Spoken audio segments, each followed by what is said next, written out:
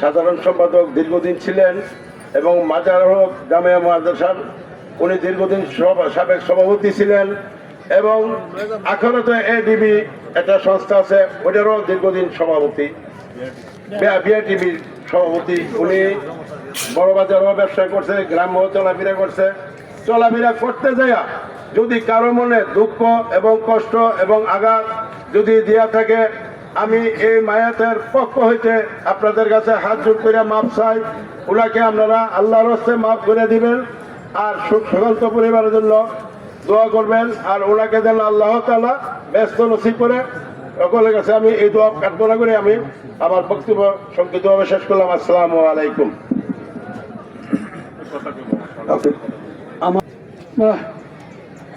বিভিন্ন গ্রাম থেকে আগত মুসলিম গ্রাম, আসসালামু আলাইকুম। এই যে লালসোনার যে জানাজা করতেছি, উনি আমার মেয়ের জামাই, আমার 5 মেয়ে, উনি আমার 2 নম্বর মেয়ের জামাই। ওনার সাথে আমার বিশেষ একটা রেয়াজ ছিল। একদিকে উনি লালবাজার দোকান ছিল, দোকানের নিকটবর্তী ব্যাংকে আমার পেনশন থেকে নিয়ে যেতাম। আর একটা বিশেষ গুণ হলো যে কোনো ব্যাপারে শারীরিক হোক, মানসিক হোক, আর্থিক হোক, ওনার সাথে পরামর্শ করতে গেলে তাৎক্ষণিক একটা সিদ্ধান্ত দিতে পারতেন। এই জন্য ওনার সাথে আমি অন্যান্য জামের চেয়ে একটু বেশি লেয়াজ রাখছি। উনি 2 ছেলে 1 মেয়ে রেখে গেলেন।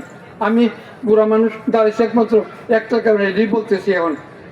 ওনার 2টা ছেলে 1টা মেয়ে। মেয়েটা গভর্নমেন্ট সরকারি কলেজে অনার্সে অধ্যয়নরত, বিবাহের উপযুক্ত। এইটার জন্য আপনাদের কাছে আমি জোর হাতে বুড়া মানুষ চাই, আপনার এই নাতিনটার জন্য আপনারা সকলে মিলে দোয়া করবেন। আল্লাহ যেন আমাদের সকলে কৌশল করেন। বিসমিল্লাহির রহমানির রহিম। সম্মানিত মুসল্লি কেরাম, দূর দূরান্ত থেকে আগত সবাইকে আমার সালাম। আসসালামু আলাইকুম ওয়া রাহমাতুল্লাহি ওয়া বারাকাতুহু।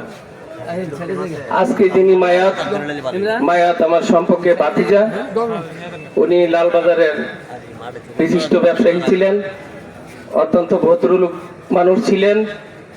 আমার জীবনে চলাফেরা করতে ওনাকে কখনো কোনো দিন আমি ওনাকে কোনো ধ্যান দরবারতে ধরে কোনো ঝগড়া বিবাদ আমি দেখি নাই। আমার লালবাজার অফিস আছে, আমার ব্যবসায়ী অফিস আছে, প্রায় সময় আমি ওনাকে দেখতাম হাঁটতে হাঁটতে বাড়ির দিকে আসতো। উনি কিন্তু অত্যন্ত একদম মানে ভদ্রলোক ছিল, ধৈর্য ধারণ করতে পারে এবং ওনার আত্মার মাগফিরাত কামনা করি এবং পাশাপাশি ওনার কবরের প্রশ্ন যেন আল্লাহ সহজ করে দেন। সবাইকে ধন্যবাদ। আসসালামু আলাইকুম ওয়া রাহমাতুল্লাহি ওয়া বারাকাতুহু। কমিটিতে সেক্রেটারি হিসাবে দায়িত্ব পালন করেছেন, অনেকদিন বিপুলপুরে জয়যুক্ত হয়েছে এবং গরিব অসহায় যারাই গিয়েছেন ওনার কাছে সবাই সাহায্য সুবিধা পেয়েছেন। আর সবাই ওনার জন্য দোয়া করবেন এবং ফ্যামিলির জন্য ছোট ভাই ফয়েজ একটু আমাদের স্মৃতিচারণ করবেন।